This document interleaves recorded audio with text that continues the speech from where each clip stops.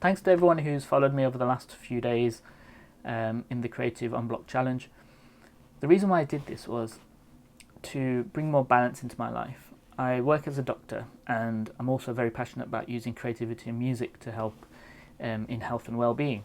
And I wanted to do that in my own life, bring more of a regular creative practice where I'm making music, new music on a regular basis and getting these ideas out.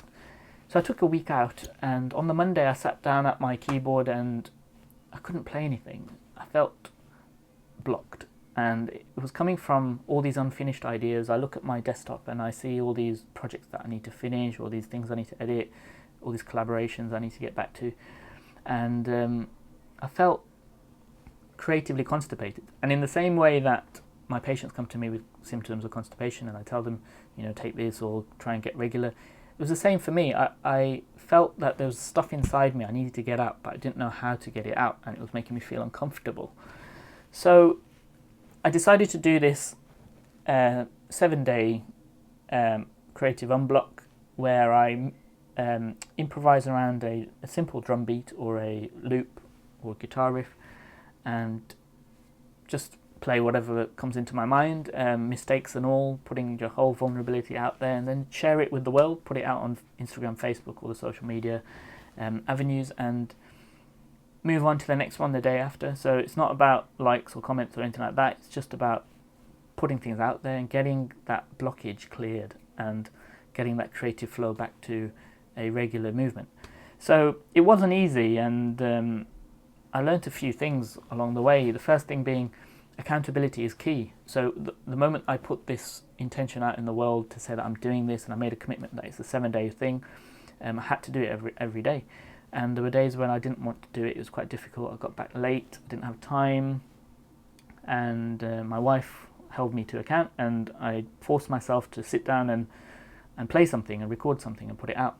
And when I did that, I learned the second thing, which is the voice that tells you to stop is coming from a different place to the voice which is the inspiration and the good stuff.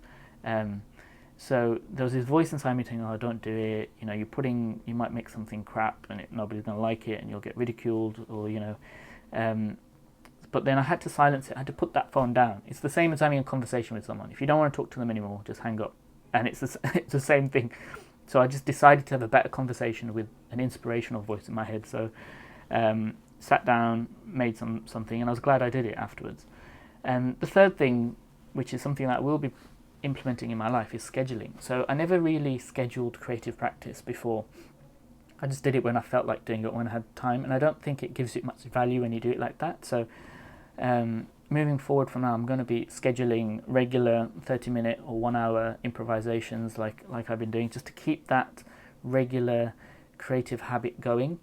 And it's the same, and it's not a choice as well. Another thing I've learned is that you don't choose to go to the toilet every day, but you have to go. If you don't go, you get blocked, and it's very uncomfortable, and it's bad for your health. So it's the same for me. If I don't have a regular creative habit, if I'm not playing guitar or making music every day or on a regular basis, it makes me feel unhealthy. It makes me feel psychologically blocked and physically unhealthy as well.